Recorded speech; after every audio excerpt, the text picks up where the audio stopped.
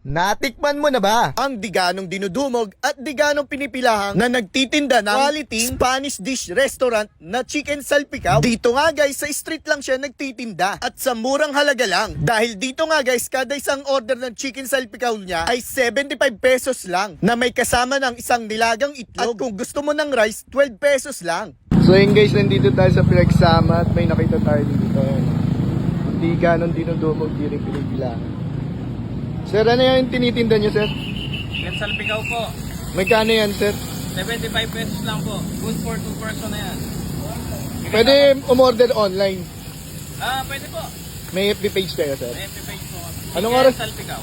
Anong oras po kayo nag-open dito, sir? Open po kami ng 6:30 to 7. Andito na po ako. Hanggang 12 po. Araw-araw yun, sir? Apo. Sige, sir, pa-order ako ng isa, sir. Sige po. Chicken breast po at saka mushroom po. Yung chicken salpicao, MTC. 75 pesos lang. 75 lang po.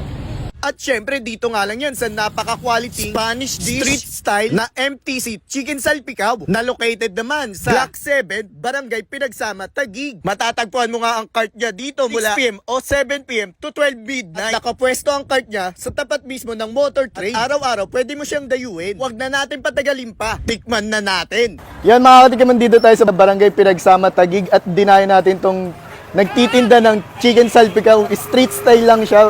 Alam ko yung mga chicken salpicao, mga pang restaurant yun. Pero dito, street style lang. 75 pesos lang guys, yan.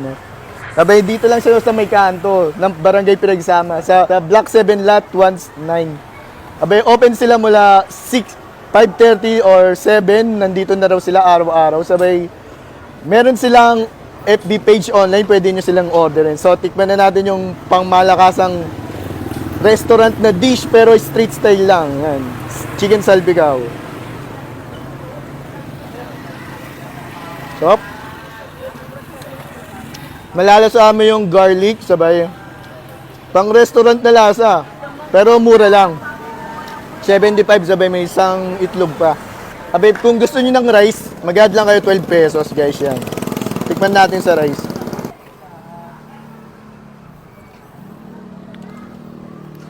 Hop.